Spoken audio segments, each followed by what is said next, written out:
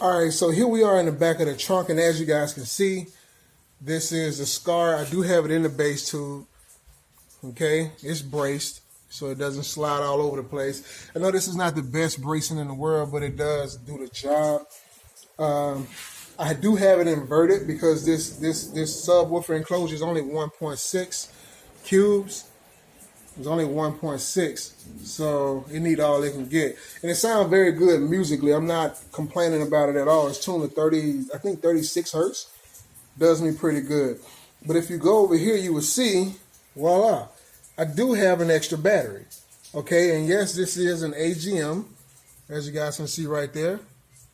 That's an AGM joint, so we good on the battery. No, it's not, anything from... Like, it's not like lithium or anything like that, but hey, it gets the job done. I'm not complaining about it. And that's the Audiopipe 2000D. Now, I'm going to tell you what I don't like about this amplifier and why this amplifier is about to get returned. I don't like this amplifier. This thing gets blazing hot. When I say blazing hot, I'm talking about, like, if I touch it right now, I wish I had a thermometer. If I touch that thing with my hand right now, I would probably get second-degree burns or something. That's how hot it gets. And it gets hot like that without even you playing music through it.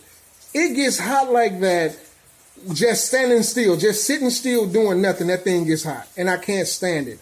I don't like it. Maybe I have too small of a gauge of wire running to it.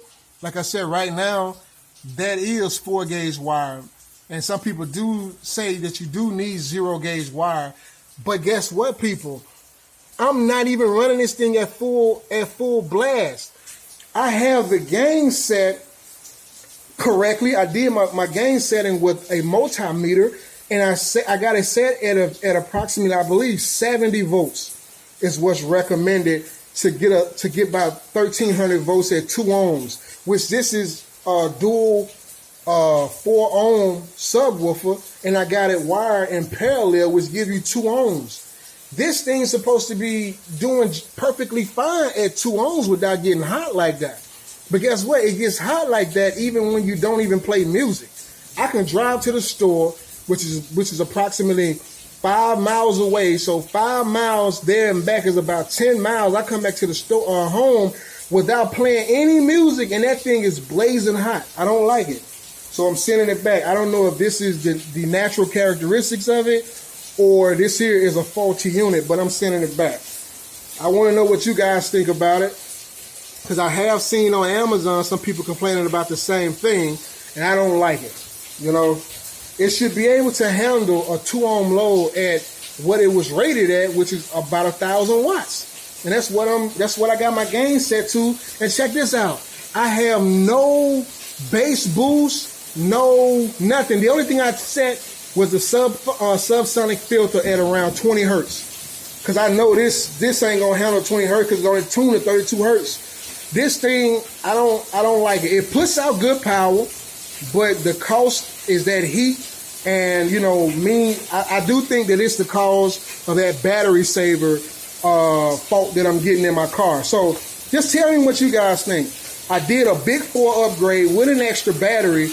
My stock alternator puts out 150 amps. You understand? So this thing should be just fine at a 2-ohm load. And I've seen people run them at half-ohm load just fine. So at a 2-ohm load, do you think this 112 should be running this thing hot like that? Let me know what you guys think in the comment section below. Until next time, as always, don't forget to like and subscribe. Click the notification bell. Share the video. And until next time, it's your boy D, and I'm out.